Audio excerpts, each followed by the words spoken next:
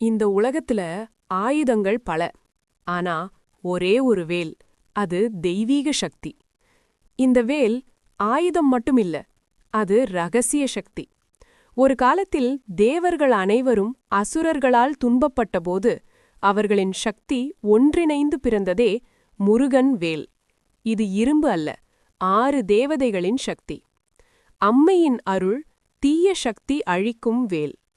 வேல் எங்கே வீசப்படுதோ அங்கே அசுர சிந்தனை அழியும், தீய எண்ணம் உடையும். அதனால்தான் முருகன் வேல் தர்மத்தின் ஆயுதம் வேல்.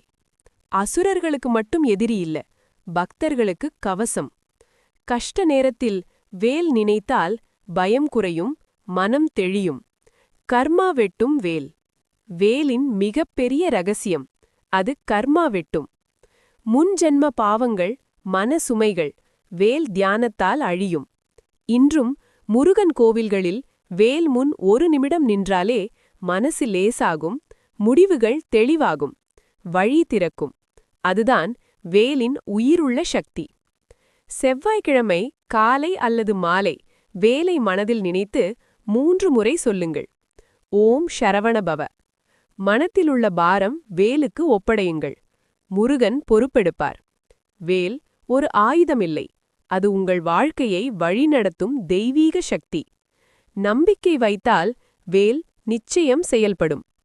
கமெண்டில் ஓம் சரவணபவ என்று எழுதுங்கள். இந்த வீடியோ ஒரு முருக பக்தருக்கு ஷேர் பண்ணுங்கள்.